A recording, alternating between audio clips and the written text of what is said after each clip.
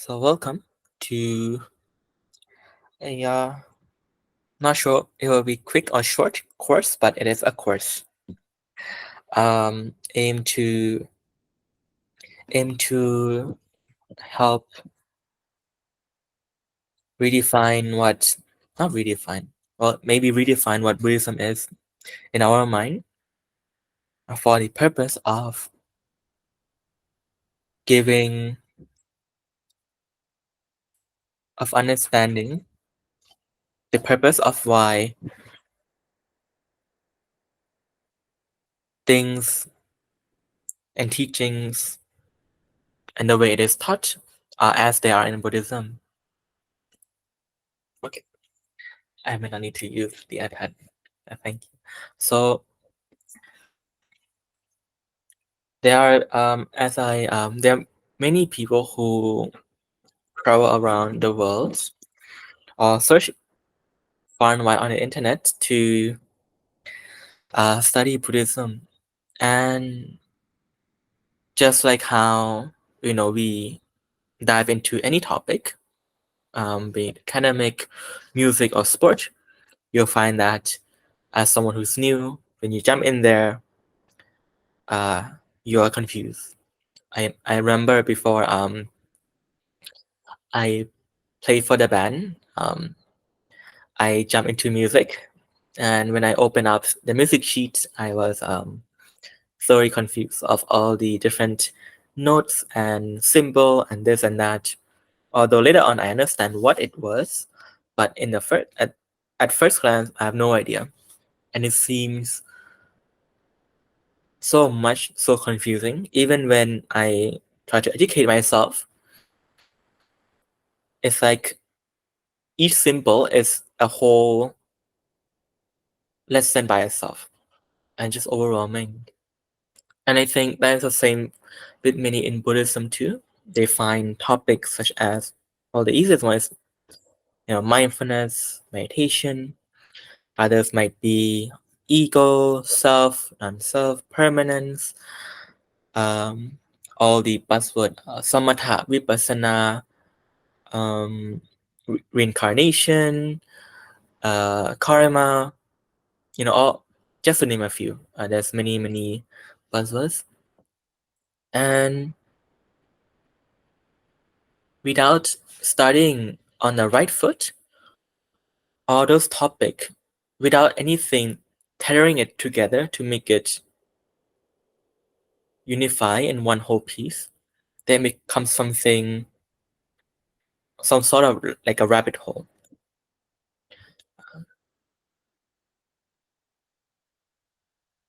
I want to bring up an example of a simpleton like myself who just don't really care about sugar. If I want my drinks to be sweet, I just drop it in. Or even water, a simple one, water. Water should be something simple. As long as it's not polluted and filtered, it's just gonna go into my system, no problem. But for some people, the mineral, the little of acid or base matters to them, and this I was and I get to dabble with this from those who is avid coffee drinker. They say that the quality of water had to be so and so. When you brew a coffee, had to be at that perfect degree, not a degree more or less. And for me, who's a simpleton, like, it's just water, dude. You can just drink it. But for them, it's different because for them, they have a purpose that they want to experience coffee at the highest level. So therefore, water is a topic that should be should be dove into for that purpose. But for me, I'm just dehydrated, so I just need water. So therefore, I don't need to know all of those stuff, and that's not relevant for me, and it doesn't make a difference. Same with Buddhism too. When we talk about karma, ego, self, non-self, condition, or all the different buzzwords, if you were to isolate it, then it become a rabbit hole. But then if you were to put it, bring it to a legion of a topic, a purpose, then it won't be as complex anymore. You will understand it with context. You will understand it with respect to other things else, allowing all these keyword and buzzwords that you find under the umbrella of Buddhism, not complex but easy, make sense and befitting. And it is revealed one after the other as you study forward. This is what I want to bring up because it is a point that uh, it, a point where most people get lost in, and then it defeat the purpose of the subject itself, defeat the purpose of Buddhism itself. Um, so with that out of the way, before we begin, do you kind of see the reason behind it? So not only Buddhism, but in all studies, by the way. Um,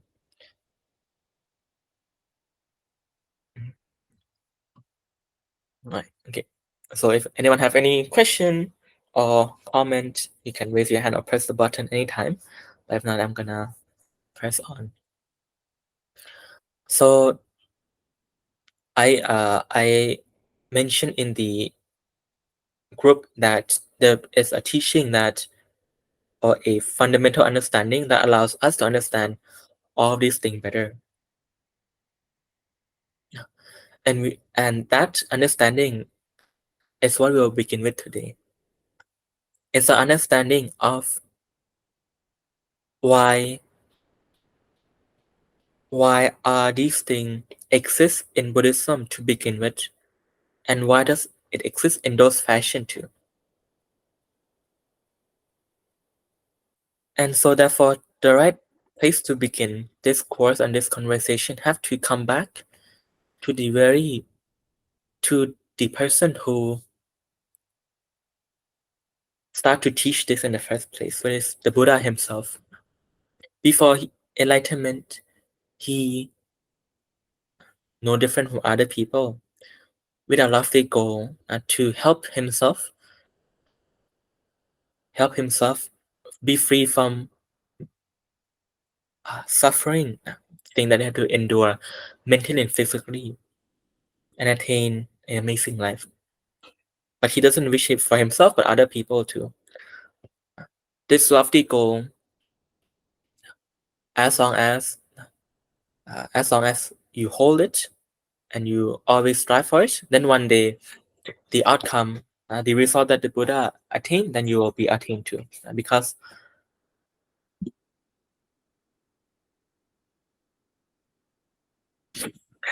sorry, my mom asking for remote control. Okay. Um, all right. Um, so the original purpose for the Buddha before enlightenment is for that purpose, for that goal, to liberate himself from all suffering and in happiness, and that he not only see himself but other people too. That is why Buddhism began in the first place.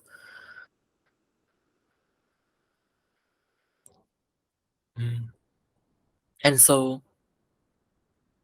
the way he taught other people in his 45 years as a teacher, the way he taught other people and the thing he taught other people is just a repeat of how he himself get to where he was. Knowing that the definition that he have attained enlightenment is bar none. There is nothing beyond that. A truly amazing life. So therefore, if when it's bar none, and he wished for this to exist other people too, he then coaches people to get to where he was. The same way that coaches around the world does it. They achieve something in their life. Now, when they have retired or out of their prime, they have apprentices who then follow his footstep or her footstep to achieve the same accomplishment that the coach have once accomplished before. By understanding that concept, then we will start to begin to understand what and how did the Buddha teach. and see the relevancy of each topic. Now the different topic that we are so interested about, and where they fit all of this. Shortly after enlightenment, the Buddha contemplates one thing. He said, "No being should live without respect. Respect, a virtue that every being should have, and so he must have one too, although enlightened already." So he said, "What should I respect? I cannot live my life without this virtue, so what should I respect?" And he searched far and wide, going into meditate to contemplate who or what should he respect. And he found that throughout the worlds and galaxy, he found that no one is worthy enough or is right to be above what he for that he has uh, reached a place where there's bar none already. But he said, cannot be. I cannot live without this virtue. So therefore, he puts something called Dhamma. Dhamma means teaching, tools, software, understanding. The thing that help him become who he is, it help him to get enlightenment. That is what he put above himself, for that it is what helped him. So Dhamma or teaching is what the Buddha respect. So much so that on the day of his passing, he told the monks that I am not your teacher, but the Dhamma is your teacher. Because if Dhamma can help him get enlightened as a Buddha, then Dhamma can help people get to where he was to. So see, he recognized and give credit to where credit is due. That it's not him who does it, but it's the tool, teaching, understanding that he used to get there. And that's what he teach. What precisely are the tools to help him get there, and the ways to go about using the tools too. That's why all these topics exist under Buddhism. But tools, for what purpose? You can give me a hammer, teach me how to use the hammer, but if you don't tell me for what it's for, then I can use it in any way I want. I can use it to smack things, to hurt people, or to create wonderful things. These two, or just waste my time uh, mm, running amok with the hammer. So he put a framework, we call cupcake, or a boundary of the tools that he teach. He said these tools are used for two reasons. Number one, to help you liberate from all suffering, one level at a time, not um, one step at a time. That's one. Second is to attain a life that is good, better, amazing. Two things. So that's why when we approach all these topics, ego, self, karma, have to be in that context, or else then you'll be consumed um, by the rabbit hole that is the topic itself, and the intention, and then the purpose. uh, the true purpose is not attained. And when that happens, we can ask ourselves, then for what are we learning, studying for? For what, when I know about self and I know about karma, this and that? If I know but there's no purpose for knowing it, it just becomes trash. Although a beautiful trash, but a trash nonetheless. Like a room filled with diamond, but you know, or gold, but you have no idea how to use those beautiful things, and become trash, clutter up the place. That's why when we study and we say we want to give value and benefit to ourselves, it truly have to be valuable and beneficial too. If valuable but not beneficial, is it truly valuable then, because it doesn't bring benefit?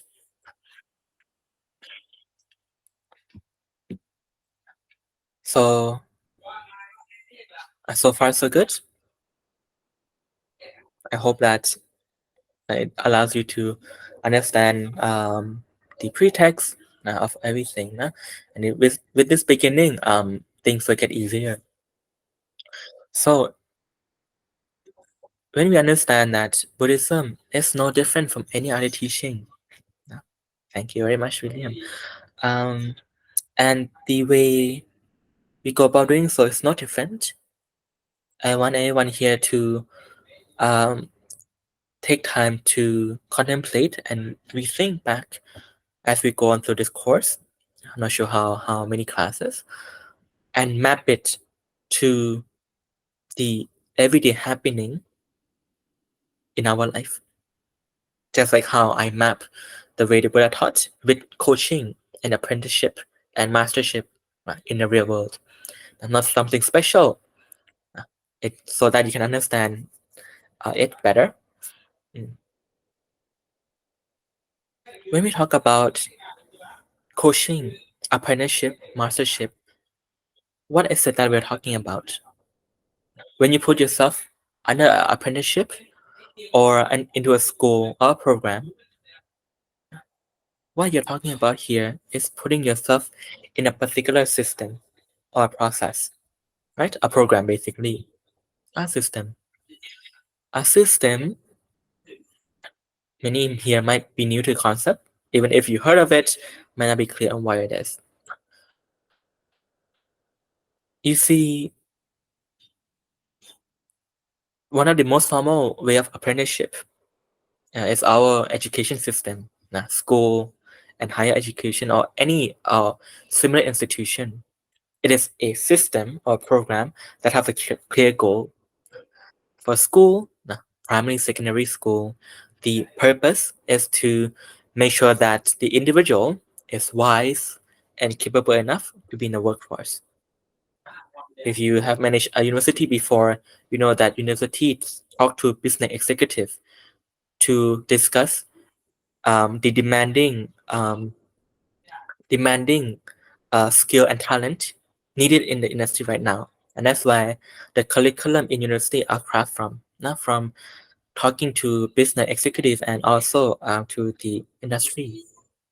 So now you see, understand that university is for that. The school is to prep you for that university, enough to live by, but not specialized enough to do anything much. So therefore, you see now, if that is the purpose from the common from the governance point of view, we see that then we see that the system works perfectly, right? Every year, the government have target of how many doctors, how many engineers, software, coder, business person, blah blah blah, and they create and they then put start and then they fix make the curriculum in the primary school, secondary school, higher education for those purpose. And after you know, um, in Western countries, for those who live in a very third country, might be free education, but 18 to 20 years of education or 25 years, nah, then you are now as intended by the state without you knowing or realizing. But there you go. But for some people, millions of dollars to go through all of that. And you see, if that is how the world works, and we can map this same to what business institution, social institution, family unit, every single institution in our life, be it in a small scale and a big scale, it all works systematically to a goal. Therefore, Buddhism should be mapped in the same way because it is like that. And therefore, we can conclude that what we're talking about in Buddhism is about system, a system to help you with knowledge and understanding, teach you how to practice a skill at each level to get to the end point, the graduation, which are liberation from our suffering, attainment of amazing life. That's the end goal, the graduation of Buddhism. So far, so good. Yes, thank you. When you understand this, Buddhism becomes something not scared, not uh, something clear, not a enigma, but something flush, clear, able to trace it back and forth. And with that, we can now start to place, like building a curriculum for the school and the university, can place the Dhamma or teaching at every shelf, every spot, first grade, second grade, third grade, fourth grade, fifth grade, so that as we go through Buddhism or studying Buddhism or practicing, we will come across different concept that is relevant at that stage. For that, just like every grade in our school, serve to help you, teach you so that you can take a test and overcome them to go to the next grade. Somewhere along the line, there might be ego. Somewhere along the line, there might be karma. Somewhere along the line, there might be self, non-self. But to talk about those things back here while you're still in the first grade doesn't make sense. But people love to do that because they are attracted to all those things. Knowing algebra when you're first grade, for what? Now you still have to count your ABCs, right? Not relevant. Learn it when you need it. Now, now that we know how Buddhism is structured, like a school, where graduation is up the point where Buddha himself attained by himself, he teach people just like that for 45 years, doing nothing but helping people liberate from suffering from one grade to the next, now one to the next, to the next, to the next, until they get to amazing life, liberation from suffering, and attaining amazing life. Mm.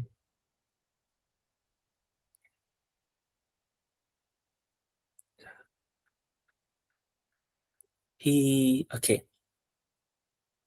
Why is it that next part here is why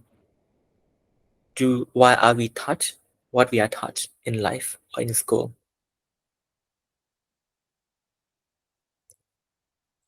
When we talk, by the way, going through this class, I want you to throw away Buddhism. Now, the concept of religion or philosophy, throw away. Now, we're talking about real life and common sense.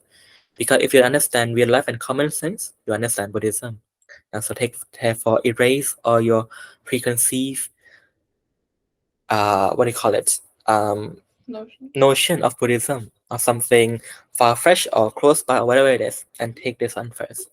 This is the only way that I can think of to make you understand Buddhism the easiest way, by taking what you know, what you understand, and just copy paste and change from school to Buddhism or something like that. Okay, back to the question. Why are we taught? And go through all these stuff from kindergarten towards high school, bachelor, master, PhD. What are we gaining from it? If you the Ministry of Labor, Ministry of Education, if you ask this question, what will you answer? What are you subjecting the kids of your country with? You say, I am subjecting to them to put them through a system of 18 to 25 years, that to wake up every morning to go to and complain about every day to their parents, so that they get the tool to use in their life, be it in their career or in their personal life. We are teaching people tools, the tools that we cannot touch, but we use every day. And that's what the Buddha teach. He said that tools is what it is what bring about success. To make a glass of water that is to make a glass of water sweet, what do I need to do? I need to just put sugar in. But the question is that, am I the one making the water sweet, or is the sugar making the water sweet? For those who understand this question, they will answer, it is the sugar that make the water sweet. It is I who understood that the sugar is a tool that contains sweetness and use it properly. This is what this is the concept of tools and show the separation between the user and the thing being used. And that thing being used is the one doing the heavy lifting to bring about the result. That's why Dhamma exists. A set of tools that the Buddha used to attain enlightenment. A set of tools that he used. That's why he teaches the tools called Dhamma to us. Now tools, as we understand them, are things that are tangible. Can touch, can see, can smell, can throw around. And it's easy to touch them, use them, understand them. It's just, it's this thing. But the Buddha taught a tool that is different, a tool that's intangible, a tool that can only be used in the mind or with the mind. A tool such as through Buddhism, that's what he taught. A tool that's intangible, but you can go in and see. Teaching all the monks the methodology in which he, by through meditation, bring up good energy to purify his mind, to go and see the wisdom within, see the tools and how to use the tool from inside. Teach the monk how to do so. The monks are able to then see the tools, use the tool for himself or herself, now female monks, to attain enlightenment, just like the Buddha did. No different from a scientific process of discovering something, writing ways to do it, and telling people to just repeat to get the same result. So therefore, all these buzzwords, ego, karma, self, non-self, meditation, all these things under the umbrella of Buddhism is nothing but tools. That's it. Tools. Are tools that we only need to understand as much as it is just enough for us to utilize it and get on to the next thing. But not something to dwell on and to get lost and crazy about. Look back at what we have studied or what you have studied in this class or in every class from any teacher. So many information. But are there tools to you or are there just words and concepts that clutter your mind, unable to be used? Some may say, oh, I can use it, I can use it. Really?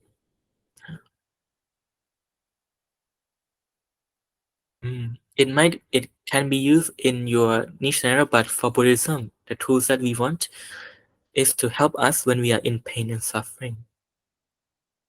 The thing that you learn, does it help you with that? If so, then great. If not, then have to come and reflect. The second one is to help us attain a higher level of happiness. Does help with that? If so, good. If not, then have to reflect. Mm.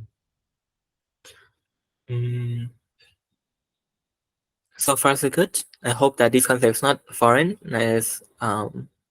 It's the easiest way I know how to apply, and it's the way that okay, and is thank you. Is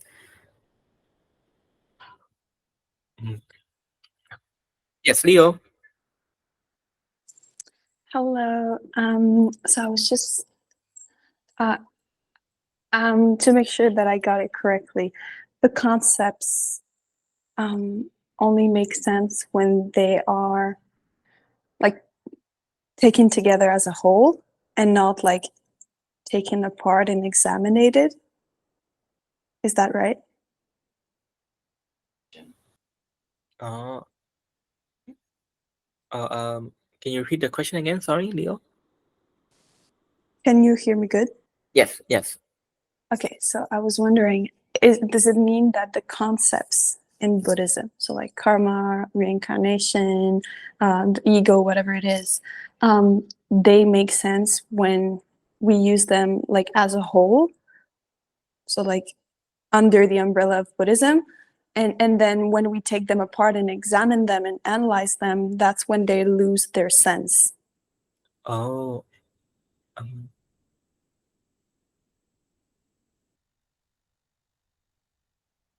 mm, more like purpose, lose their purpose. Everything, every topic has its own merit and demerit. But if not, but if we don't look at the topic with respect to a goal or agenda, then the topic become a rabbit hole that doesn't serve any purpose because you're not there to use it with a purpose. Um, mm, for example, if I were to study French just so that I can travel in Canada, for example, I think they use French, right? Do you would you recommend me to study academic French, or would you recommend to study casual French? Most likely No. casual French too, right? But doesn't mean that academic French is not purposeful, but for me it's not needed given my goal. Yeah? But if but but for those who jump into French without any goal or purpose, then French as a language is a big rabbit hole. So many nuance, like history applied and this and that, where people get confused on, or if they don't get confused on, they said, okay, I spent like a year or 3 or 5 understanding everything about French language. Now for what? I have all these things, but I can't use it. I don't know where to use it, how to use it. So therefore, to make it the most efficient, when we uh, when we have a goal to attain, we will combine this topic because it is relevant for us to attain that goal. In Buddhism, it's about liberation from suffering, attaining amazing life. And therefore, as we go along the journey of getting to that point, like a school, that topic come in relevance somewhere down the line, grade 3, grade 5, grade 8, somewhere along the line. But we can talk about the topic in its entirety. The Buddha say no, only in relevance to the goal, and that's enough. Because if no more than that, then for what? It will deviate you away from the main goal, which is from enlightenment and attaining amazing life. So So having a goal is important, and understanding us that a goal that Buddhism works systematically, just like a school or any institution, will help you put things together and understand why things are where they are and why it is taught. Mm. Did I answer your question, Leo? Yes, thank you. All right. Yeah, Zoe? Okay, so just following on from what you said, so is it kind of going to be personal for like each individual person then? So like maybe for example, if somebody has lost like a loved one or somebody close to them, perhaps it makes sense for them to want to find out about reincarnation because that could help them cope and find new meaning like within their grief. And then maybe for someone else, it might make sense to learn about like their ego if they feel like their ego kind of like gets in the way in their life and stuff like that. So for each person's like own experiences in life, it might be different, and it's not that you have to learn about the ego and the self and like everything to like become enlightened or just to have like a better quality of life like with reduced suffering. So it's just individual. So like sometimes when people maybe hear something like a lesson from Buddhism, it maybe doesn't resonate with them, and maybe that's just not the teaching for them, or maybe that's not what's going to help enlighten them or like ease their suffering. So it's just whatever works for people, and it doesn't have to be like the whole everything that the Buddha taught necessarily, like using every tool. It's just what tools like will work for you personally. Mm. Uh, a very good question because I have this conversation with my teacher yesterday, 2 days ago, and it on come on the back of like on the back of mm, bringing value and benefit to those who need one. I was studying and comment on the overview of Buddhism that my teacher wrote on this big board. Go and see how can I then put it in the book and this and that, and we conclude that maybe we shouldn't we should throw everything away and just talk about tell them what to do. That's it. Tell them what tools they can use and just use it because most people or because that's what they want. No? Mm. Like people ask why didn't you study about ego and this and that. Actually, you don't have to. Uh, I give you medication, give you tools, use it. You'll be okay. That's how you guys and even people in Eastern country get to know Buddhism too. Meditation, one of the tools, but uh, the most popular one. Do you understand why we meditate? Do you understand the meaning, the purpose in respect to everything else? Not really. We know that it feels nice when we close our eyes and meditate, and it's nice. So therefore, if that is what you want, go ahead. No, if that serves the purpose, serve the purpose. Mm, so therefore, it really depends on the goal, and that's why you see there are 84,000 discourses in Buddhism, more than 90 books in one lifetime. I don't think you can finish this big shelf because as you go along, people have different thing, but that is the antidote for them. Mm. For this purpose, why the Buddha teach like that is because he teach people the way he did it, the tools he did to liberate. He teach people what he did is because he attained the teaching that helped him liberate from suffering. He also want other to liberate from suffering as well, and that other people, if they understand the whole thing and how it fit in one way or the other, they can help other people to liberate too. That's why he teach the way that we are teaching, not for oneself, but if you know and understand the whole word block, you can be the light for other people too. So he's not looking to clear the heal the patient, but want the patient to become doctor for other patient too. So that's why this is why we are teaching the way we're teaching and the book too. But for many, they said just give me the, the paracetamol. That's what. Then there you go. I give you a few, then done with. Mm. But for us here, every one of us here, we inside we have a kind heart, and we never turn our back against our loved ones who need this, and because we know how much this help, and that's why this course need to be like this, because to serve the purpose that you will need to use anyway, even if you don't want to, because one day, not only for your own benefit first, but one day when someone come in your life and you see that what you learn will really help them, you can also now be the doctor for them. Mm. Yes. Yes, William. Okay, so I have a question based on the two questions that were just Okay. asked. So if we talk about Dharma, you talked about how the Buddha said, you know what? I'm not going to teach you. Dharma is going to teach you. Dharma taught me. I will deliver the Dharma to you, but ultimately the Dharma will take you there. And then we also talk about this idea that, well, how much should we teach? You just said that there's thousands of these writings, and certainly you can't be like, hey, you want to reach nirvana? That's great. Just please read these 2,900 books. Okay. So the question is, what is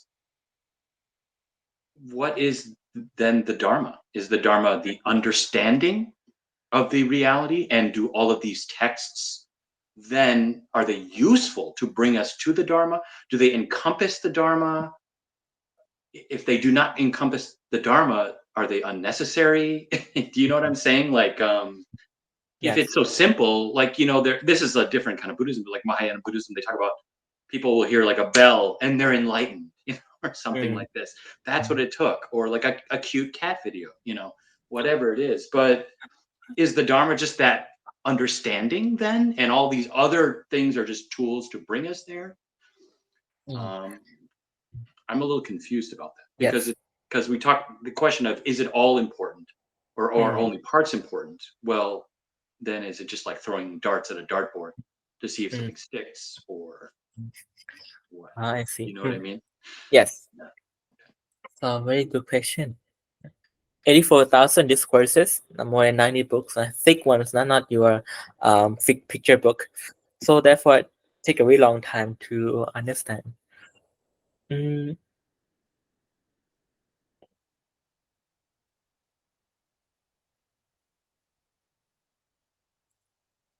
One example can I bring up? Okay.